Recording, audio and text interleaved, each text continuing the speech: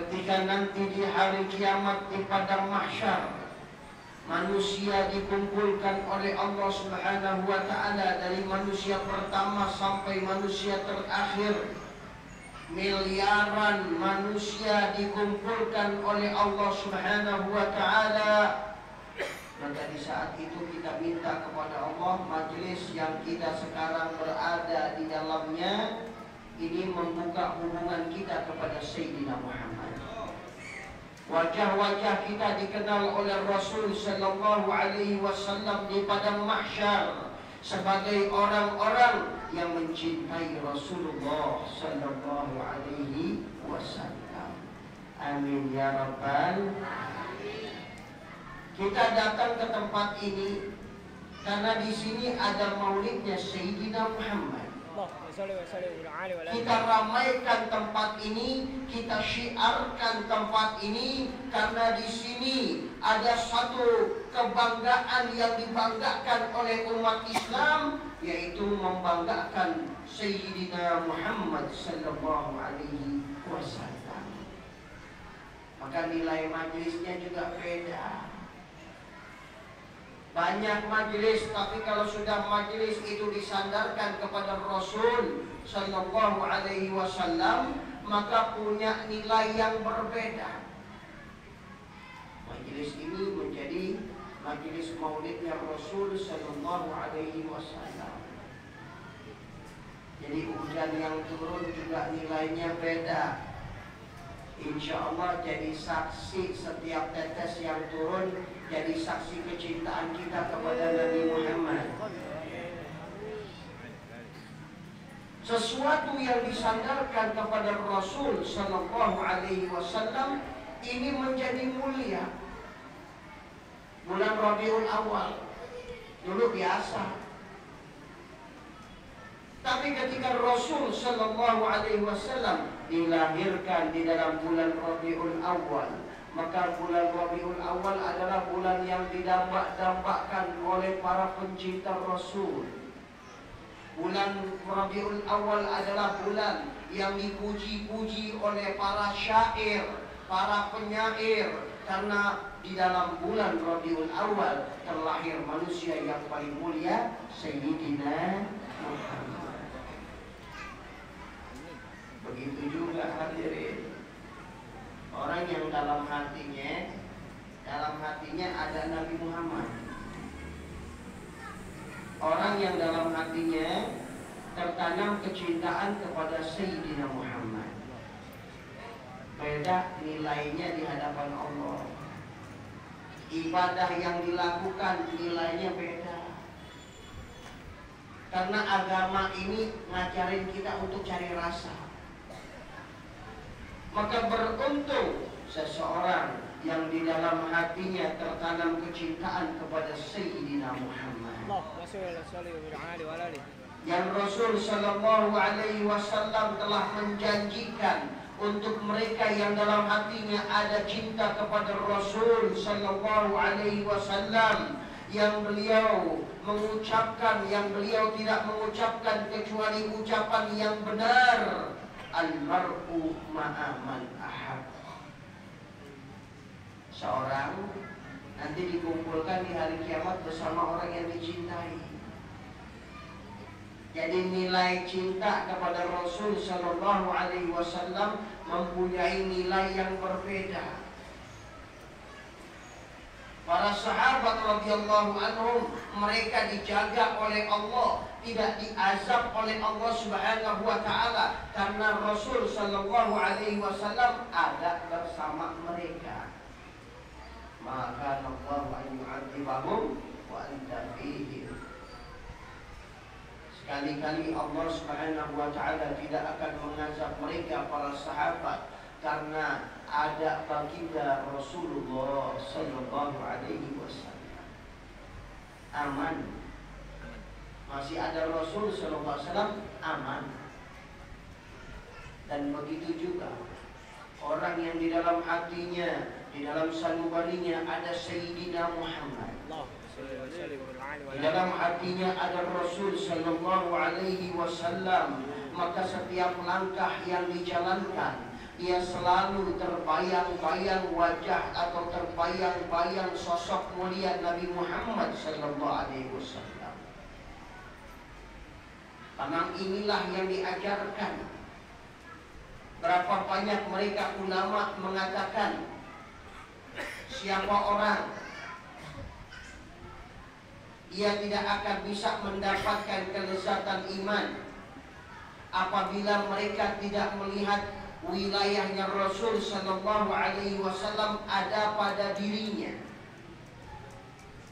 Apabila seseorang tidak merasa dirinya di bawah kekuasaan Rasul, tidak merasa dirinya ini ada di bawah daripada perintah Sayyidina Muhammad sallallahu alaihi wasallam, maka orang itu tidak akan pernah merasakan kelezatan iman. Iman ini ada lezatnya. Kita makan, ada kebuli kan ya? Ada kebuli apa nasi uduk? Itu makanan, kalau kita makan enak atau tidak? Enak. Ini makanan yang zahir, yang muslim bisa makan, non muslim pun bisa makan. Tapi ada makanan-makanan yang indah, yang lezat, yang istimewa, yang tidak diberikan oleh Allah Subhanahu wa ta'ala kecuali mereka orang-orang yang dikhususkan. Makanan itu adalah makanan orang yang mencari serius di dalam kelezatan ibadah, di dalam kelezatan cinta kepada Sayyidina Muhammad sallallahu alaihi wasallam. Orang kalau ada cinta kepada Nabi Muhammad berarti dia lagi ibadah. Dia jalan ibadah, dia duduk ibadah, dia tidur ibadah. Ini cinta kepada Rasul sallallahu alaihi wasallam yang mereka para ulama salihin di dalam kecintaan kepada Rasul sallallahu alaihi wasallam sangat istimewa dan sangat luar biasa. Sampai ada seorang sahabat nanya, mata sa'ah, wahai Rasul sallallahu alaihi wasallam, kapan hari kiamat? Maka beliau bertanya kembali, ma'adatalaha, apa yang kau siapkan di dalam menghadapi hari kiamat?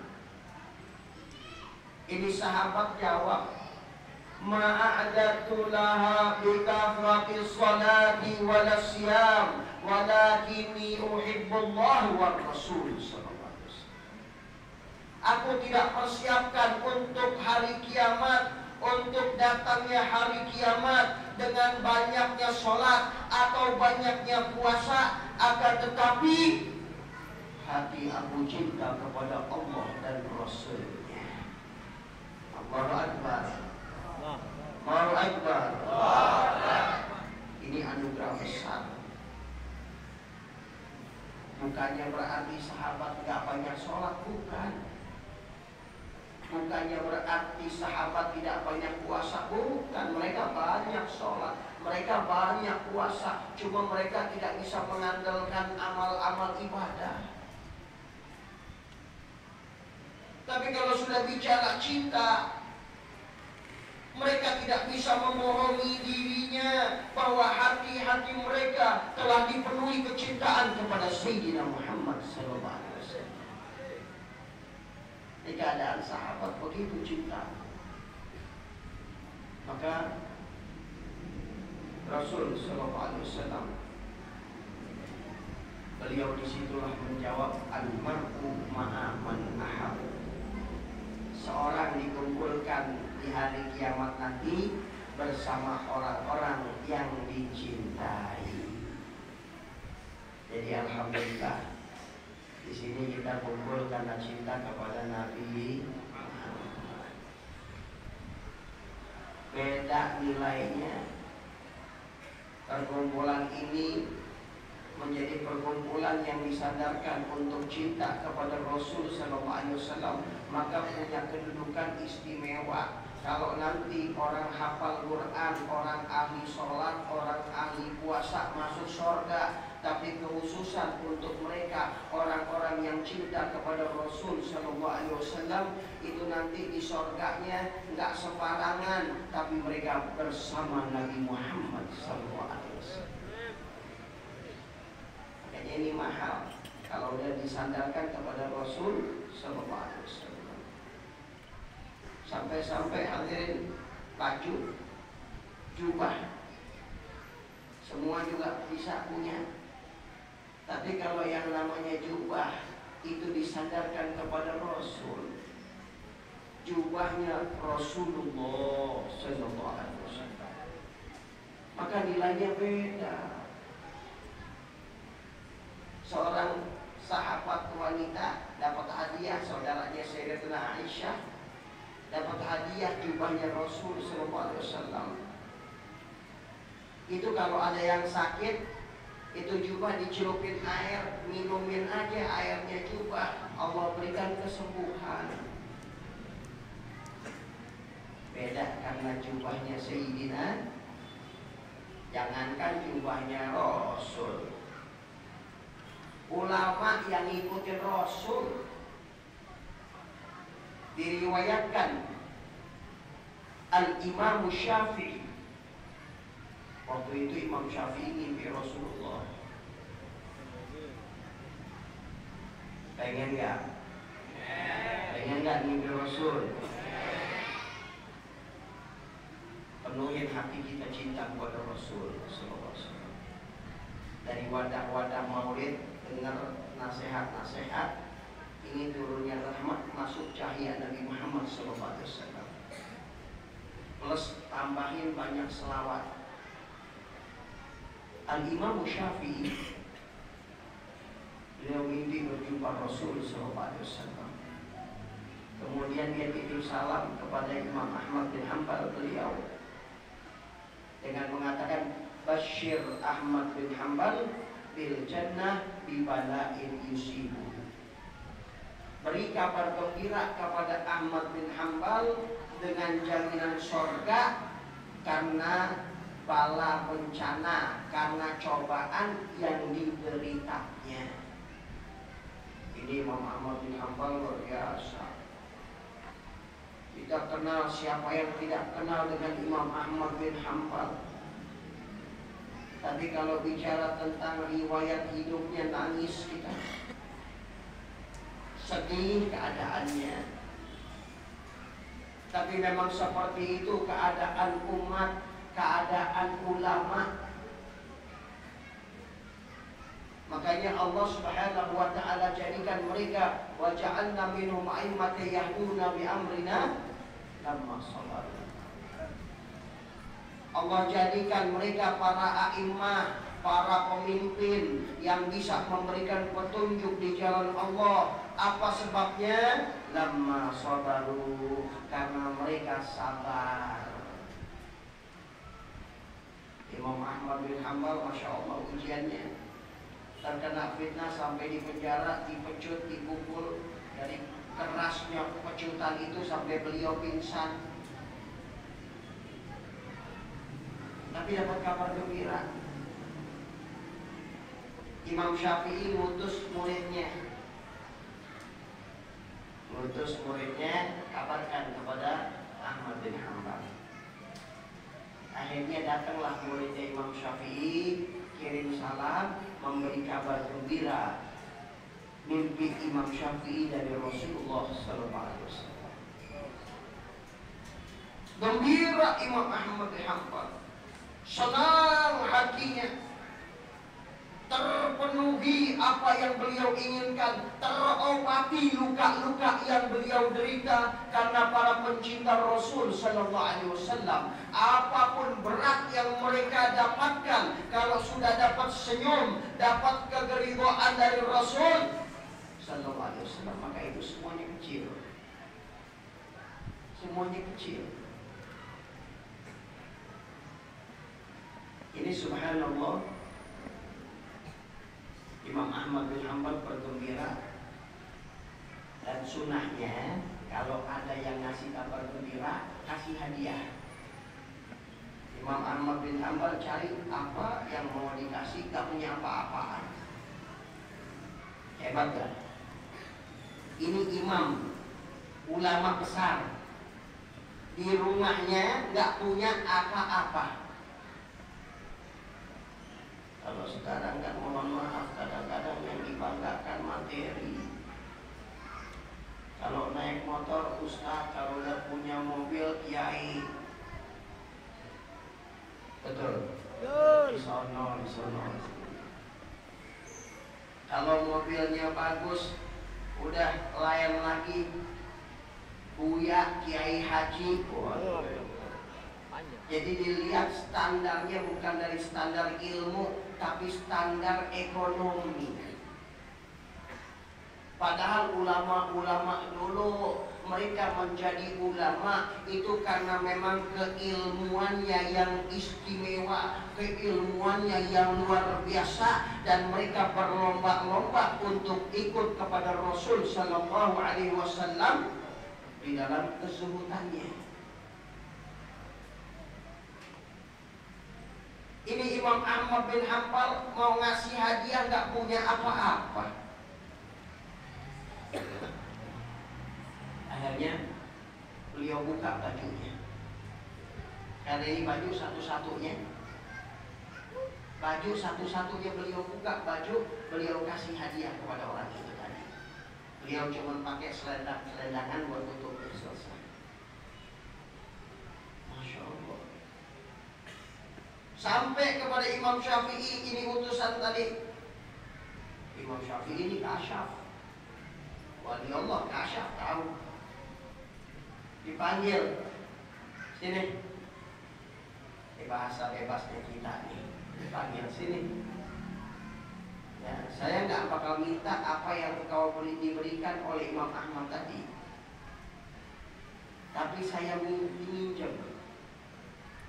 Saya minjem baju yang tadi diberikan oleh Imam Ahmad, saya pinjem. Saya mau rendam air dan airnya saya minum untuk obat saya.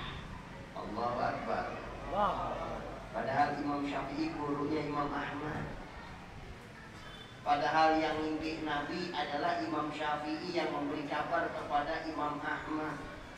Tapi beginilah modelnya ulama-ulama dulu. Beginilah modelnya ulama-ulama yang akhirat. Mereka tidak pernah melihat diri mereka afdal daripada yang lainnya. Sampai kepada muridnya pun mereka merasa muridnya lebih afdal. Imam Syafi'i ditanya, kenapa engkau ziarah ke murid kamu Imam Ahmad bin Hanbal? Maka Imam Syafi'i jawab, apabila aku berziarah kepadanya itu karena kemuliaannya, dan apabila dia datang berziarah kepada saya itu pun karena kemuliaannya. Bukan dia datang sama aneh nih, aneh dimuliakan ini, mukarram. Ya. Manajemen hati mereka indah. Makanya mereka lah orang-orang yang dipilih oleh Allah Subhanahu wa Ta'ala sebagai pewaris Sayyidina Muhammad. Makanya ini baru warisannya Rasul aja sudah seperti itu. Itu bajunya diambil buat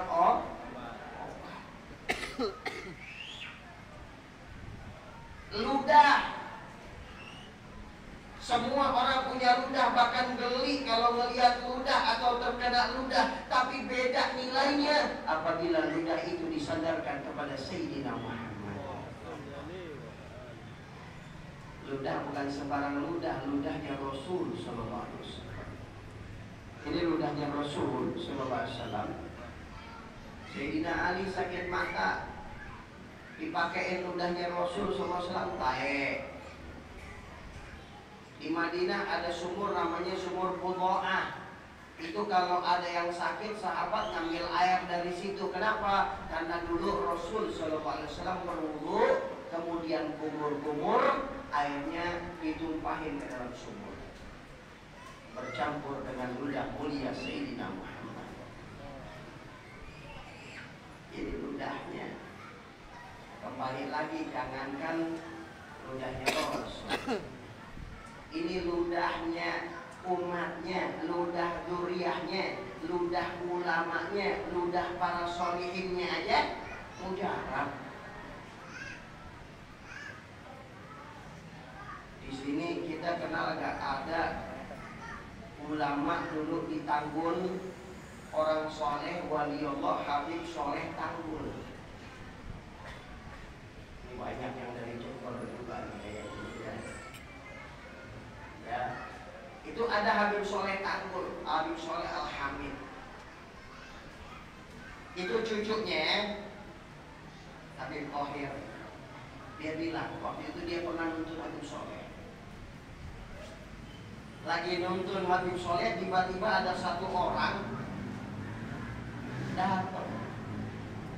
Satu orang ini datang kepada Habib Soleh, manggil-manggil Habib Soleh, teriak-teriak, Habib Soleh, ini anak saya bisu, nggak bisa ngomong. Saya sudah berobat kemana-mana, sudah habis harta, banyak mengeluarkan harta, tapi ini anak belum sembuh-sembuh, belum bisa ngomong. Habib Soleh, ya ngadu sama Habib Soleh. Habib Soleh bilang, ayo buka mulutnya. Buka mulutnya. Dia bukain mulutnya, diludahin aja Habib Soleh. Ludah siapa? Ludah Habib Soleh. Ini kan kayak gini juga perlu keyakinan. Betul? Perlu keyakinan. Kita diludahin. Bakteri itu. Bakteri. Makanya gak jadi. Ini yakin diludahin sama Habib Soleh. Selesai diludahin, datang kereta. Kalau bahasa Solonya sepur katanya ya. Ya sepur ya. Datang kereta. Ini anak bilang, Pak, sepurnya sudah datang. Sepurnya sudah datang, Pak. Kaget bapaknya, ayahnya. Anak saya langsung bisa ngomong. Langsung itu Habib Soleh dipeluk sekuat-kuatnya. Masya Allah. Itu mujarab langsung. Ini baru cucunya, baru salah satu daripada umatnya orang yang soleh. Apalagi ludahnya Sayyidina Muhammad. Makanya kalau Rasul SAW dibandingkan dengan manusia-manusia biasa, itu picik, dia gak paham. Ini dia nih hadirin dan hadirat. Makanya sekarang ini kita harus banyak-banyak lagi perbanyak majelis-majelis ilmu. Perbanyak. Karena ya, yang kita pikirkan itu yang akan kita keluarkan ucapan. Betul. Apa yang ada di otak kita, maka itulah yang terucap. Nah, masalahnya yang ada di otak ini tergantung yang masuk. Kalau yang masuknya kabar-kabar tentang keduniaan, yang masuknya hanya tentang orang-orang yang hebat di dalam dunia, orang-orang yang dikatakan mereka berjasa di dalam negara, dia tidak belajar tentang agama, tidak mengetahui bagaimana orang-orang yang berjasa dalam agama, bagaimana peran agama untuk kepribadian seseorang. Ya jelas, kalau memori agamanya nggak dimasukin, siapapun bisa begitu modelnya. Siapapun bisa begitu. Kenapa? Karena nggak ngaji, nggak pernah dengar, nggak pernah hadir maulid, nggak pernah hadir pengajian, nggak pernah hadir majelis taklim, tidak pernah hadir selawatan. Hatinya keras, sehingga hatinya menjadi beku, tidak tahu bagaimana kemuliaan yang ada pada Sayyidina Muhammad SAW. Ini kemuliaan yang ada pada Rasul sallallahu alaihi wasallam. Diriwayatkan atau dikatakan dalam syair, apabila syaitan pada saat itu, iblis pada saat itu dibukakan bagaimana nurnya Nabi Muhammad sallallahu alaihi wasallam, maka syaitan itu pun akan sujud kepada Nabi Adam alaihissalam. Tapi ditutup. Nurnya Rasul sallallahu alaihi wasallam yang ada pada Nabi Adam ditutup, jadi syaitan yang kelihatan. Maka hadirin dan hadirat rahimakumullah, ini majelis maulid. Ulama bikin maulid ini bukan sembarangan. Ini nilainya mahal. Karena tujuan daripada maulid ini adalah memasukkan dalam hati umat cahaya Sayyidina Muhammad. Orang kalau sudah hatinya penuh cinta kepada Nabi Muhammad, kalau hatinya sudah dipenuhi dengan kerinduan kepada Rasul sallallahu alaihi wasallam, maka aman dia akan jalan. Hatinya sudah dibimbing oleh Allah, dapat hidayah betul. Maka kita ambil kesempatan. Ini waktu yang sebentar ini, yang kita duduk di tempat ini, kita minta kepada Allah Subhanahu wa Ta'ala, mudah-mudahan Allah Subhanahu wa Ta'ala jadikan waktu ini adalah waktu yang sangat berharga, waktu yang sangat mahal di dalam membina hubungan kasih sayang kepada Sayyidina Muhammad. Tidak keluar kita dari tempat ini kecuali dosa-dosa kita dimaafkan oleh Allah, hajat-hajat kita dikabulkan oleh Allah, dimasukkan cahaya Nabi Muhammad SAW ke dalam hati kita, ke dalam hati anak-anak kita, ke dalam hati saudara-saudara kita, sehingga hati-hati kita senantiasa dipenuhi dengan kecintaan kepada Sayyidina Muhammad. Dijadikan majelis ini majelis yang menggembirakan hati Nabi Muhammad. Dijadikan majelis ini adalah majelis yang membuka silaturahmi kita kepada Rasulullah.